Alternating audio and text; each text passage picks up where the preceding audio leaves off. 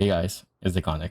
And with Torchlight Infinite's new season Overrealm launching in less than 48 hours, I wanted to make this video talking a bit about the season mechanic and my build plans going into the season.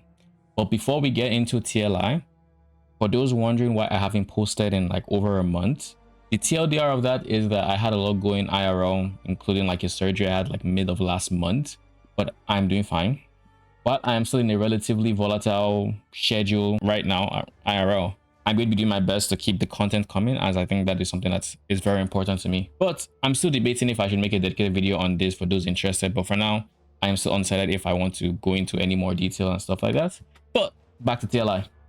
Now, in case you missed the reveal for Overrealm and you haven't seen anything on what Overrealm's league mechanic is like or what to expect, it is essentially like when you start a map you kill some mobs, a portal will randomly appear, taking you into a hellscape version of your map, to my understanding.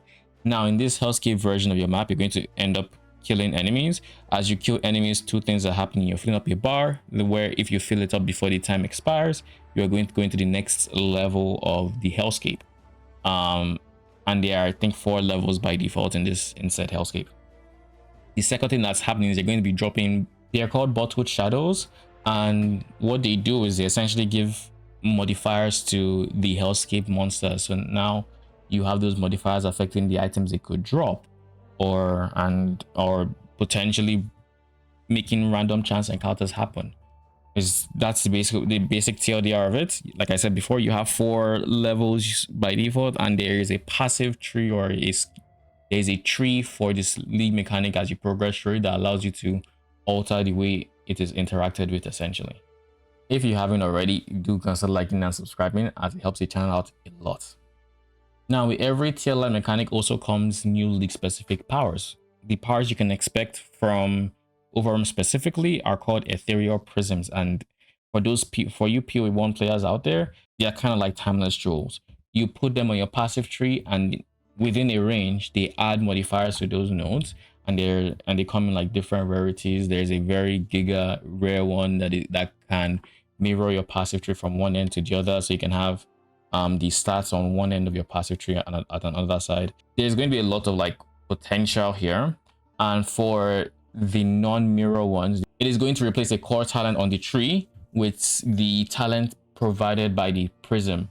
And the one I am likely to use with my build is called Dark Advance. And what Dark Advance does is it basically makes Dark Gates, which is an empower skill for your minions, into a mobility skill. Gives it a small dash and 3 max charges, as well as giving it CDR and additional minion damage. So it's very packed in terms of power, and I look forward to seeing or to using it.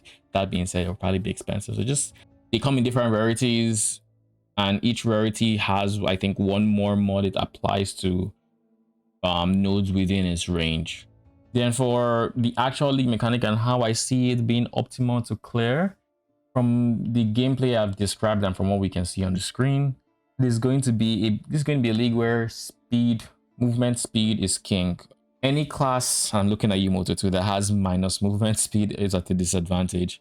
You're going to want to be able to move as fast as possible, and based off of the fact that there's like a loading screen in between when you spawn in the map and when you actually go into the first portal, and from things I have heard, it sounds like this Overrealm zone might be a new zone, in which case mechanics like God of War might not work. They might work, and if they do, then it's going to be a must-have on like basically on almost every build in your farming strategy, so you can optimize your Overrealm. But if it doesn't work, then you're going to have to fish for different sources of movement speed in as many different places as you can. And of course, you obviously know the easy boots as an option, but there are some other niche places where you can find movement speed. I think there's a bit on the passive tree. There's some on like the base stats on your 3rd hero memory. So there's a few areas where you can get extra movement speed from. And of course, aside movement speed, you're going to want to have mobility, and aside mobility, you're going to want to have CDR for said mobility skills. As much as DPS is of course king in most content, I can't emphasize how fast you want to go to make sure you can meet the requirements to get into the next zone, because once your time runs out, you're kicked out of Overrealm. Now for the build, I personally plan on playing this during the Overrealm season. I'm going for something that is very unconventional and something off meta. I haven't actually played this in the past. I'm really looking forward to experimenting with it.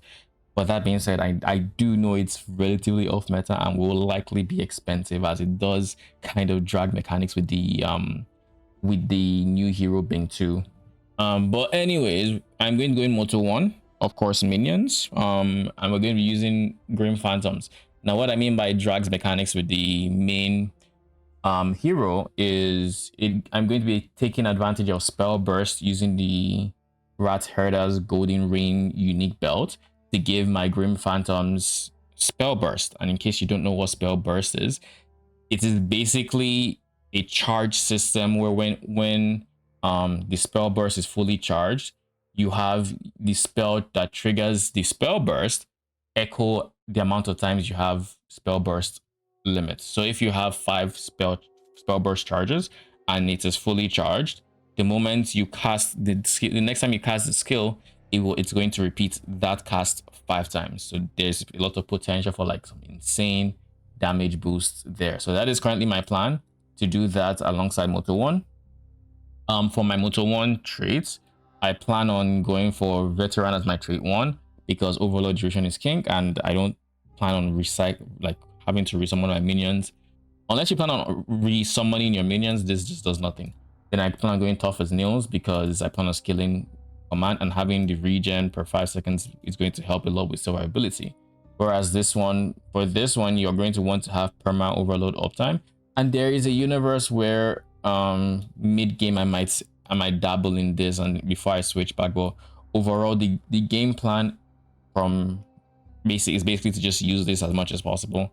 Have them regenerate as much life as possible, and then have them eat into that life as much as possible, using go for broke to scale overload effects with by every percent of life they've lost in the last second. And you pair this with quantum convergence gloves.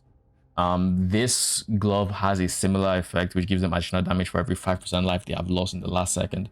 So end game, we're going to want them to have to like eat through their life essentially, so that they in 1 second you want them to go through like 80%. I think it's like 65% I calculated or something. But if you get corroded version, you want to basically have them, if they can, they want them to eat their entire life pool, because that'll give them a ton of additional damage and a ton of overload effect, just basically giving you a ton of damage. Because of this, we can't actually use something like last stand because we want them to be regenerating life so they don't actually die when they're eating through all that life. But this is a scaling access that you actually don't have access to too early. So early on, I will be going charge forward just to make them a bit tankier. Does this will make them tankier? No, just gives them a bit more damage, the more life they have. I'm just trying to keep them as high health as possible until I reach the point where I'm fine with their sustain and I think I want to start eating into their life. But that is just how I plan on scaling the build, basically. And of course, like I said, this is Grim Phantom, so to fully appreciate what the build can do, let's look a bit into why Grim Phantoms. So Grim Phantoms are a minion, a synthetic trope minion that use beam skills. Primarily, they use their high energy beam to fire a beam which does a certain amount of damage. And then whenever you cast the ability, you don't actually summon minions, but instead you trigger them to use their destructive light cannon, which is a separate beam that causes an explosion and makes them do even bigger damage. Now, this destructive light cannon is the skill we want to be charging with spell burst, so it can actually do giga damage when it happens. But there is a downside to this playstyle, and that is Grim Phantom's baseline have a 5-second cooldown that we have to combat. And the current game plan to combat this 5-second cooldown is to use Wind Rhythm.